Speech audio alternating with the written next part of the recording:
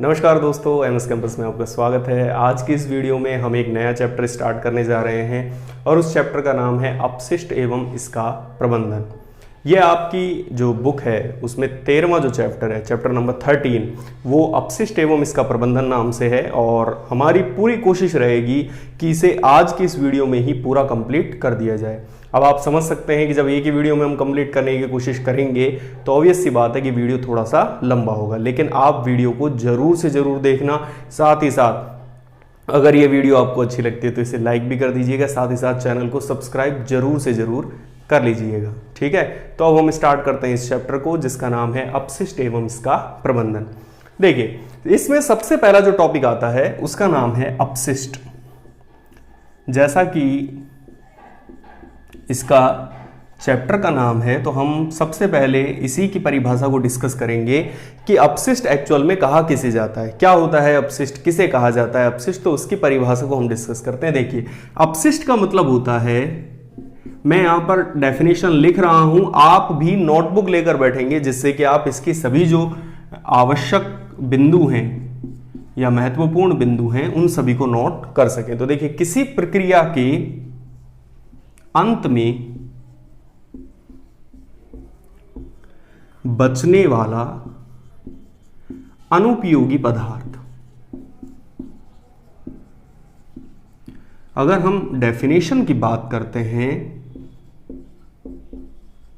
किसकी, अपशिष्ट की, तो अपशिष्ट की परिभाषा होती है किसी प्रक्रिया के अंत में बचने वाला अनुपयोगी जो पदार्थ है उसे अपशिष्ट कहा जाता है। मतलब कि कोई भी प्रोसीजर हो और उसके लास्ट में कुछ ना कुछ ऐसे सब्सटेंस बच जाते हैं जो आप कहीं भी कुछ भी काम नहीं आने वाले हैं, उन सबको हम साधारण भाषा में क्या बोल देते हैं, अपशिष्ट।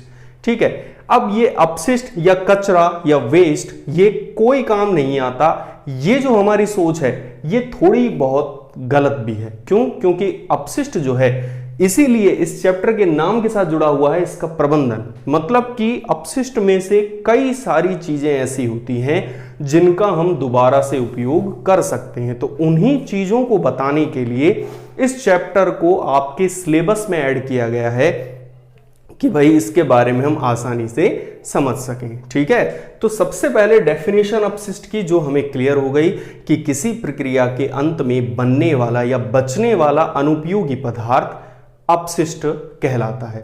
अब दूसरा इसमें टॉपिक आता है कि अपशिष्ट कितने प्रकार का होता है, यह भी हमें पता होना चाहिए। तो हम दूसरा टॉपिक अब डिस्कस करते हैं कि अपशिष्ट जो है इसके कितने प्रकार होते हैं। तो जब हम बात करते हैं अपशिष्ट के प्रकारों की, तो अपशिष्ट मुख्य रूप से दो प्रकारों में हम इसको डिवाइड कर सकते हैं, जिनमें सबसे पहला जो प्रकार आता है वो आता है जैव निम्नकरणीय पदार्थ। जो सबसे पहला प्रकार होगा उसका नाम होगा जैव निम्नकरणीय पदार्थ और जो दूसरा नाम होगा वो होगा अजैव निम्नकरणीय पदार्थ, या जिसे जैव अनिम्नकरणीय पदार्थ भी बोल दिया जाता है। ठीक है, तो देखिए, ये दो मुख्य रूप से इसके नाम होते हैं, या कहें कि दो प्रकार होते हैं अपशिष्ट के, जिनमें सबसे पहला जो प्रकार है वो है जैव निम्नकरणीय पदार्थ और जो दूसरा प्रकार है वो होता है अजैव निम्नकरणीय पदार्थ। जैव निम्नकरणीय पदार्थ जो है इन्हें कह दिया जाता है बायोडिग्रेडेबल। मतलब कि ऐसे पदार्थ जो प्राकृतिक वातावरण में आसानी से अपघटित हो जाते हैं उन्हें हम जैव निम्नकरणीय पदार्थ कहते हैं। जैसे कि मिट्टी के अंदर जो सूक्ष्म जीव हैं, यदि वो किसी पदार्थ का अपघटन कर देते हैं, वातावरणीय परिस्थितियों में यदि कोई पदार्थ अपघटित हो जाता है तो उसे जैव निम्नकरणीय पदार्थ कहा जाता है। जबकि ऐसे पदार्थ जो वातावरणीय परिस्थिति या प्राकृतिक परिस्थितियों में आसानी से अपघटित नहीं होते और लंबे समय तक वातावरण में बने रहते हैं उनको हम जैव अनिम्नकरणीय या अजैव निम्नकरणीय पदार्थ कह दिया जाता है।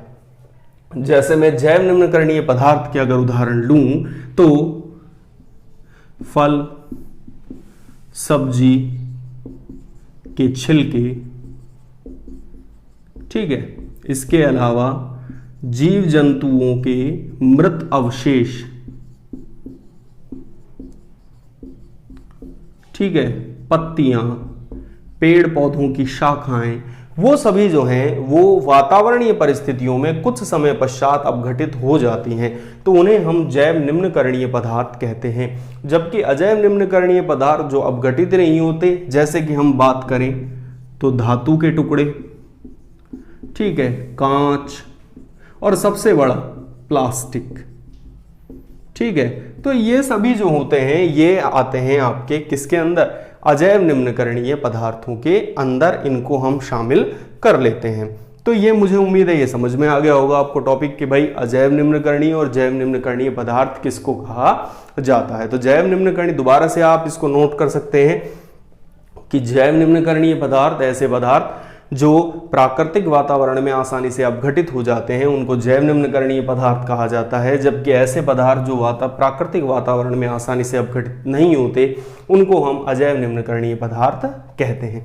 उदाहरण देखना चाहें तो उदाहरणों में फल, सब्जियों के छिलके, जीव जंतुओं के मृत अवशेष, कागज, ये सभी चीज़ें जो हैं ये जैव निम्नकरणीय पदार्थ हैं। जबकि अजैव निम्नकरणीय पदार्थों में सबसे बड़ी चीज़ प्लास्टिक, धातुओं के टुकड़े, कांच के टुकड़े, ये सभी जो चीज़ें हैं ये जैव अनिम्नकरणीय या अजैव निम्नकरणीय पदार्थों के अंतर्गत आती हैं, जो आसानी से अपघटित प्राकृतिक वातावरण में तो नहीं होते हैं, सालों साल तक ऐसे बने रहते हैं और जो हमारी प्रकृति है उसको प्रदूषित करते हैं। तो ये तो बात हुई इनके प्रकारों की, ठीक है। अब हम बात करते हैं कि अपशिष्ट जो है इसके कितने स्रोत होते हैं। तो मैं यहाँ पर एक रे डायग्राम बनाऊंगा जिससे हम समझने की कोशिश करेंगे कि अपशिष्ट जो है उसको कितने स्रोतों में हम विभाजित कर सकते हैं।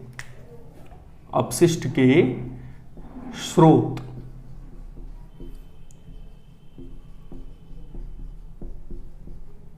कितने तरीकों का अपशिष्ट हो सकता है, कितने इसके प्रकार हो सकते हैं। तो मैं यहां पर एक रे डायग्राम बना रहा हूं जिसे आप भी अपने साथ में नोट करेंगे।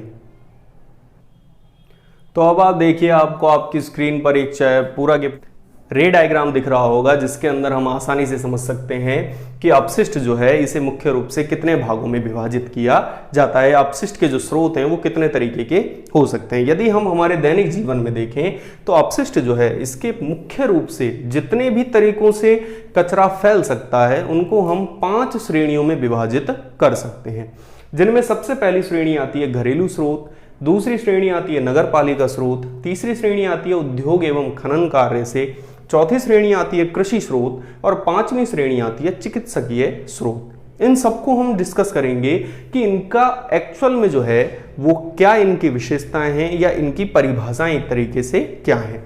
तो हम सबसे पहले डिस्कस करते हैं घरेलू स्रोत को। देखिए, घरेलू स्रोत का मतलब हो गया कि हमारे दैनिक जीवन में जो घरों से कचरा निकलता है, चाहे वो घर से निकलने वाला हर तरह का जो कचरा है वो घरेलू स्रोत के अंदर शामिल कर लिया जाता है। चाहे उसमें सब्जियों से निकलने वाला कचरा हो, फलों से निकलने वाला कचरा हो, या दैनिक जीवन में जो साफ सफाई हमारे घरों में होती है उससे निकलने वाला कचरा हो, वो सभी जो है वो घरेलू स्रोतों के अंदर शामिल किया जाता है, जिसे हम डस्टबिन में इकट्ठा करते हैं और उसके पश्चात उसे किसी दूसरे स्थान पर डाल दिया जाता है। तो ये जो है ये घरेलू स्रोत की श्रेणी में आता है। दूसरी जो श्रेणी आती है वो होती है नगर पालिका स्रोत। नगर पालिका स्रोत का मतलब होता है एक हिसाब से पूरे शहर का कचरा। इसका मतलब जो पूरा जो एक शहर है उसमें प्रतिदिन निकलने वाला जितना भी अपशिष्ट है वो सभी नगर पालिका स्रोत की श्रेणी में आता है। इसके अंदर घरों से जो कचरा निकला है वो भी कहीं ना कहीं इकट्ठा होगा, वो भी इसमें शामिल हो जाता है। इसके अलावा बाजारों के से निकलने वाला कचरा, सड़कों की साफ सफाई से निकलने वाला कचरा, नालियों से निकलने वाला कचरा, फिर इसके अलावा जो भवन निर्माण होते हैं, जो मकान बन रहे होते हैं, टूटते हैं या बन रहे होते हैं, उनसे निकलने वाला कचरा, वो सभी जो है वो नगर पालिका स्रोत के अंदर शामिल कर लिया जाता है। क्यों? क्योंकि वो एकीकृत रूप से तो एक तरीके से तो पूरे शहर का ही अपशिष्ट पदार्थ होता है। ठीक है, तो इसको हम नगर पालिका स्रोत की श्रेणी में रखते हैं। तीसरी जो कैटेगरी आती है वो होती है उद्योग एवं खनन कार्य। उद्योग एवं खनन कार्य की जो श्रेणी है इसमें मुख्य रूप से औद्योगिक उद्योगों से निकलने वाला जो खतरनाक हानिकारक जो कचरा है, रसायन युक्त जो कचरा है, उसको इसमें शामिल किया जाता है। प्रतिदिन बहुत सारे जो उद्योग हैं उनके अंदर अत्यधिक मात्रा में अपशिष्ट पदार्थ निकलते हैं, तो वो सभी जो अपशिष्ट पदार्थ होते हैं वो काफ़ी हानिकारक होते हैं। क्यों? क्योंकि उनके अंदर रसायन मिले हुए होते हैं। तो वो सभी जो हैं उनको अगर हम श्रेणी में रखना चाहें तो वो औद्योगिक कचरा हो जाएगा। इसी प्रकार खनन कार्य से जो माइंस होती हैं, जहाँ से खनिज वगैरह निकाले जाते हैं, वहाँ से भी इसी श्रेणी में जो है वो कचरा निकलता है। तो ये तीसरी श्रेणी हो गई उद्योग एवं खनन कार्य। चौथी जो श्रेणी आती है वो आती है कृषि स्रोत। हम सोच रहे होंगे कि कृषि में तो कचरा निकलता ही नहीं है, बट ऐसा नहीं होता है। कृषि के अंदर भी कचरा निकलता है। जब कटाई की जाती है उसके बाद में जो बचने वाला अपशिष्ट है वो सभी कृषि स्रोत की श्रेणी में आते हैं। इसके अलावा खरपतवार जो हैं जब उन्हें हटाया जाता है तो वो भी कृषि स्रोत की श्रेणी में आते हैं। लेकिन एक अच्छी बात यह है कि कृषि स्रोत जो है इनका अधिकांश जो कचरा होता है वो जैव निम्नकरणीय या बायोडिग्रेडेबल होता है, मतलब कि वो प्राकृतिक वातावरण में ही आसानी से अपघटित हो जाता है, तो वो कृषि स्रोत की श्रेणी में आता है। पांचवी जो श्रेणी होती है वो होती है चिकित्सकीय स्रोत। देखिए, चिकित्सकीय स्रोत जो है ये संक्रमण फैलने के लिए काफी जिम्मेदार होती है, इसलिए इसका जो है वो संक्रमण फैलने की संभावना बहुत ज़्यादा होती है इससे। इसी कारण से इसका विशेष रूप से ध्यान रखा जाता है और इसका जो संग्रहण है वो भी अलग किया जाता है और इसका जो निपटान है, मतलब कि इसको नष्ट करने की जो प्रक्रिया है वो भी बिल्कुल अलग रखी जाती है चिकित्सकीय स्रोत के अंदर। अब आप सोच रहे होंगे चिकित्सकीय स्रोत में क्या कचरा निकलता है, तो देखिए चिकित्सकीय स्रोत के अंदर जैसे कि भाई संक्रमित रुई है, सीरिंज है, इंजेक्शन है, टूटी हुई बोतलें हैं, इसके अलावा जो भी मतलब कि सीरिंज वगैरह जो हैं या कांच के टुकड़े जो हैं या हम कहें कि रुई है, पट्टियाँ जो हैं वो सभी, साथ ही साथ जो अंग भी हो सकते हैं या कहें कि जो उत्तक हो सकते हैं, खून वगैरह जो है, खून के धब्बे लगे हुए जो रुई वगैरह जो है, मतलब कि जो भी जो कचरा चिकित्सकीय स्रोत के अंदर निकल सकता है वो सभी चिकित्सकीय स्रोत की श्रेणी में आता है, जो कि खास करके चिकित्सालयों से प्राप्त होता है। अब ये इतना हानिकारक है कि इसमें संक्रमण का खतरा रहता है, इसी वजह से जब इसे इकट्ठा किया जाता है तब भी विशेष सावधानियां रखी जाती हैं और जब इसका निस्तारीकरण किया जाता है तब भी विशेष सावधानियां रखी जाती हैं। उनका ध्यान रखना अति आवश्यक होता है जिससे किसी भी प्रकार की जो समस्या है वो उत्पन्न ना हो सके। तो ये सभी जो थे वो अपशिष्ट के स्रोत थे, मतलब कि हम किन किन तरीकों से इनको कई श्रेणियों में विभाजित कर सकते हैं, उनको किस तरीके से हम वर्गीकृत कर सकते हैं ताकि उनके बारे में अध्ययन करना आसान हो जाए। तो ये मुख्य रूप से 5 श्रेणियां बनती हैं। दोबारा से मैं बता रहा हूं, आप इसे नोट भी करेंगे। पहली श्रेणी आती है घरेलू स्रोत, दूसरी श्रेणी आती है नगर पालिका स्रोत, तीसरी श्रेणी आती है उद्योग एवं खनन कार्य से, चौथी श्रेणी आती है कृषि स्रोत और 5वीं श्रेणी आती है चिकित्सकीय स्रोत। ठीक है, इन सभी के अंदर इसको डिवाइड कर दिया जाता है। अब हम बात करते हैं अगला जो इसका टॉपिक आता है, और अगला जो टॉपिक आता है वो आता है अपशिष्ट प्रबंधन। तो अपशिष्ट प्रबंधन को हम समझेंगे कि अपशिष्ट प्रबंधन किस तरीके से क्या है पहले तो, और फिर ये किन किन तरीकों से किया जाता है। तो आप समझिए यहां पर अपशिष्ट प्रबंधन। अपशिष्ट प्रबंधन की परिभाषा होती है जो, अब देखिए भाई अपशिष्ट पदार्थ जो हैं वो तो प्राप्त हो चुके हैं, मतलब कि वो तो निकल रहे हैं दिन प्रतिदिन, और अगर इनको ठीक तरीके से हमने संपादित, इनको ठीक तरीके से अगर सुनियोजित तरीके से इनका निस्तारण नहीं किया तो इनकी मात्रा बढ़ती जाएगी, साथ ही साथ ये हमें भी नुकसान पहुंचाएंगे और वातावरण को भी नुकसान तो पहुंचा रही है।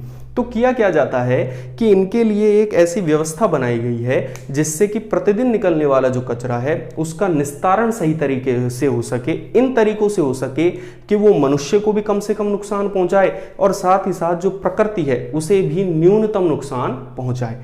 तो उन सब तरीकों को कह दिया जाता है अपशिष्ट प्रबंधन। इसका मतलब, इसकी अगर मैं 2 लाइन में अगर डेफिनेशन बताऊं तो वो होगी, अपशिष्ट का सुनियोजित तरीके से निस्तारण करने की जो प्रक्रिया है उसे अपशिष्ट प्रबंधन कहा जाता है। मतलब कि वैज्ञानिक तरीकों से कुछ ऐसा तरीका निकाला जाए जिससे कि जो अपशिष्ट पदार्थ हैं वो मनुष्य को भी कम से कम नुकसान पहुंचाएं और साथ ही साथ जो प्रकृति है उसे तो बिल्कुल कम से कम नुकसान पहुंचाएं, बहुत ही कम से कम, जिससे कि जो प्राकृतिक स्रोत जो हैं उन पर कोई इसका नुकसान ना हो। तो ऐसे जो तरीके हैं या इस तरीके से अपशिष्ट पदार्थों का निस्तारण करने की जो प्रक्रिया है उसे कह दिया जाता है अपशिष्ट प्रबंधन। अब अपशिष्ट प्रबंधन जो है वो कई तरीकों से किया जाता है, इसके काफ़ी तरीके हैं। तो वो क्या क्या तरीके हैं उनको मैं फिर यहाँ पर एक रे डायग्राम बनाऊंगा और उसकी सहायता से हम उनको समझने की कोशिश करेंगे। तो आप देखते रहिए, आपको रे डायग्राम जो देखिए अब आपको आपकी स्क्रीन पर दिख रहे होंगे कि किस तरीके से हम अपशिष्ट प्रबंधन जो है इसको मुख्य रूप से पांच तरीकों में डिवाइड कर सकते हैं। कि हमने जितने भी जो अब तक टेक्निक्स चल रही हैं उन सब तरीकों में हमने 5 तरीके बना लिए, जिनमें पहला जो बनाया वो बनाया भूमि भराव, दूसरा भस्मीकरण, तीसरा पुनर्चक्रण तरीके, चौथा रासायनिक क्रिया और पांचवा है अन्य तरीके। इन सबको हम डिस्कस करेंगे डिटेल में कि भाई इनके अंदर एक्चुअल में होता क्या है। तो आप देखिए सबसे पहला जो तरीका आता है वो आता है भूमि भराव या लैंड फिल। ये सबसे सरल तरीका है अगर मैं आपको कहना चाहूँ, और एक सस्ता तरीका भी हो जाता है कई अथॉरिटीज़ के लिए। इसके अंदर एक्चुअल में किया क्या जाता है कि शहर या कस्बा, मतलब कि जहाँ भी जो भी रहने का जहाँ स्थान है लोगों का, उस स्थान से दूर, मतलब कि उस शहर से, उसकी आबादी से, उसकी जनसंख्या से काफ़ी दूर एक स्थान चिन्हित कर लिया जाता है। और इस स्थान पर होता क्या है एक्चुअल में, एक बड़े से क्षेत्र को चिन्हित कर लेते हैं और जो शहर से रोजाना जो कचरा निकलता है उसे ट्रकों में, ट्रैक्टरों में लोड करके और वहाँ पर उसे जो है वो डंप कर दिया जाता है। वहाँ पर उसे रोजाना जो है वो अनलोड कर दिया जाता है, वो वहाँ पर इकट्ठा होता रहता है, वहीं पर ही उसका निस्तारण होता रहता है स्वयं, जिससे कि वो जो शहर है उसको किसी भी तरीके का नुकसान नहीं पहुंचाता है। तो ये पहला तरीका हो जाता है भूमि भराव। ज्यादातर जो शहर हैं वो ये काम सबसे पहले शुरुआत करते हैं क्योंकि ये एक आसान उपाय लगता है भूमि भराव का। अब हम बात करते हैं भाई इसका फायदा क्या है। तो फायदा इसका ये है कि इसमें ज्यादा जो है वो ऊर्जा नहीं लगती। आपको केवल करना ये है कि जो इकट्ठा हुआ कचरा है शहरों का उसे ट्रकों में लोड कराना है और उसे फिर वहां पर जाकर अनलोड करवा देना है। ये तो इसका फायदा हो जाता है। लेकिन नुकसान क्या है? तो नुकसान सबसे बड़ा ये है कि इसमें आप जो है वो जैव निम्नकरणीय और अजैव निम्नकरणीय, मतलब कि गीला कचरा और सूखा कचरा, उसे अलग नहीं कर पाते हो।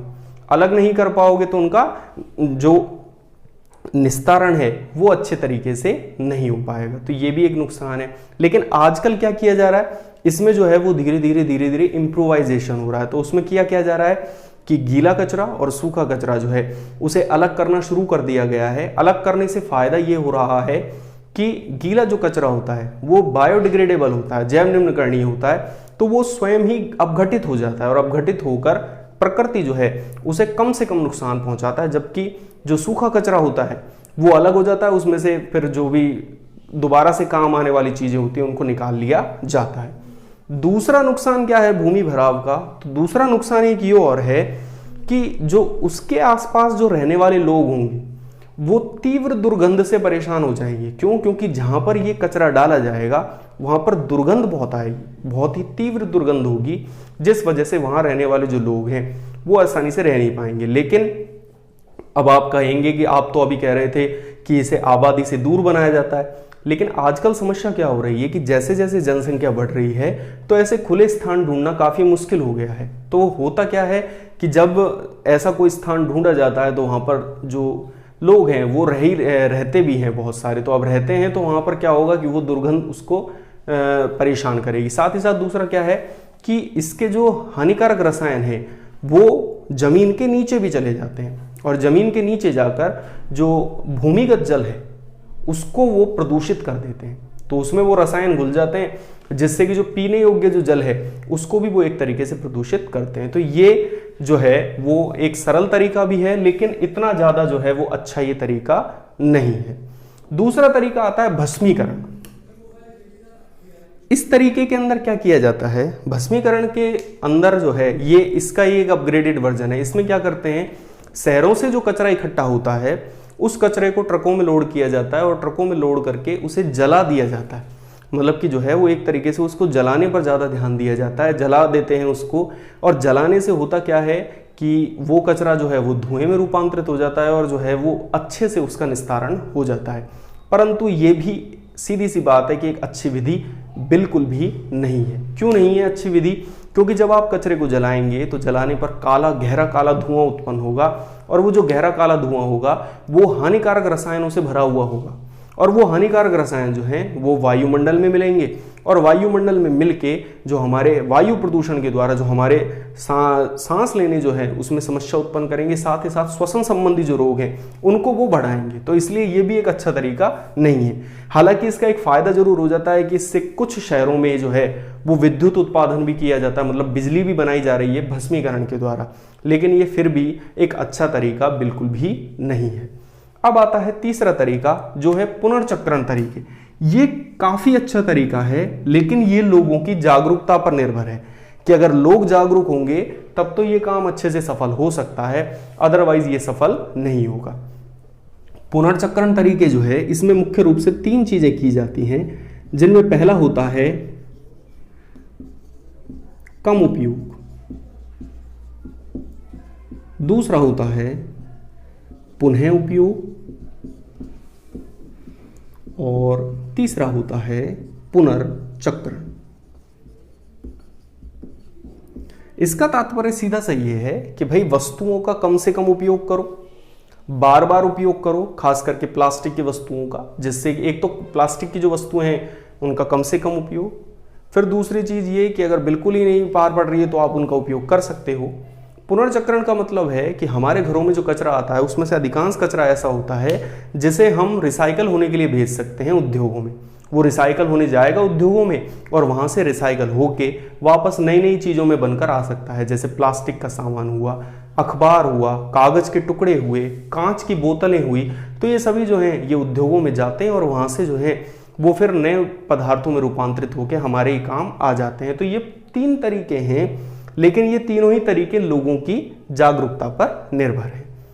चौथा जो तरीका आता है वो आता है रासायनिक तरीके या रासायनिक क्रिया। इसमें क्या किया जाता है, रसायनों का उपयोग किया जाता है, जिससे या तो अपशिष्ट पदार्थों को नष्ट कर दिया जाता है या फिर उन्हें किसी दूसरे रूप में रूपांतरित कर दिया जाता है।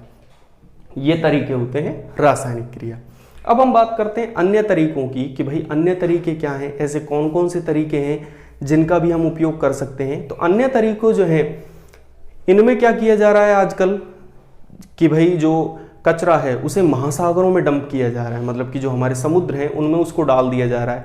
तो वो भी एक अच्छा तरीका नहीं है। एक अनुमान है कि आगामी जो वर्ष होंगे उनमें प्लास्टिक की संख्या ज़्यादा हो जाएगी मछलियों की तुलना में।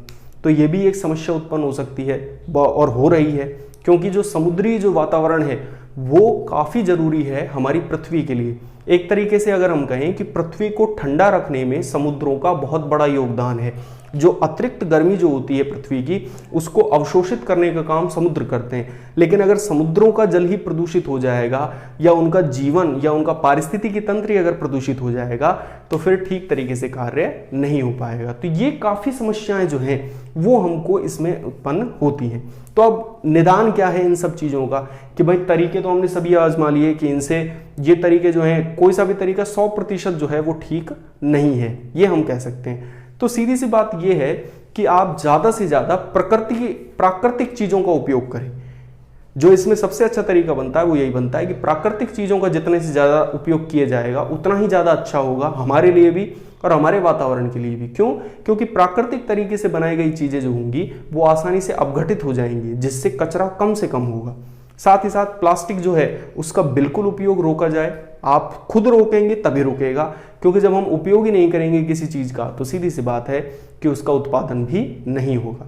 तो अपनी जो दैनिक जीवन जो है उसमें प्लास्टिक जो है उसके उपयोग को घटाइए। हम बिल्कुल बंद नहीं कर सकते प्लास्टिक का उपयोग, लेकिन हाँ उसे कम जरूर कर सकते हैं। जब हम कम करेंगे प्लास्टिक का उपयोग तो कचरा भी कम होगा, और अगर कचरा कम होगा तो सीधी सी बात है कि इतनी सारी जो समस्याएं हैं वो उत्पन्न ही नहीं होंगी। ठीक है, तो ये आपका पूरा चैप्टर था जिसकी विशेषताएं जो थी वो हमने इस पूरे एक ही वीडियो के अंदर उसको डिस्कस कर डाला है। मुझे उम्मीद है कि आपको समझ जरूर आया होगा। अगर ये समझ आया है तो आप लाइक इस वीडियो को जरूर कर दीजिए, साथ ही साथ शेयर भी कर दीजिए और चैनल को सब्सक्राइब तो जरूर से जरूर कर लीजिए, जिससे आपको अगली वीडियोस का नोटिफिकेशन मिल सके। नेक्स्ट वीडियो में हम दूसरा चैप्टर शुरू करेंगे। अब वो कौन सा करेंगे वो आप उसको कमेंट बॉक्स में मेरे को लिख के बता सकते हो कि सर आपको ये वाला चैप्टर जो है वो शुरू कराइए, जिससे कि हम उसे आसानी से शुरू कर सकें। वीडियो देखने के लिए आपका बहुत बहुत धन्यवाद।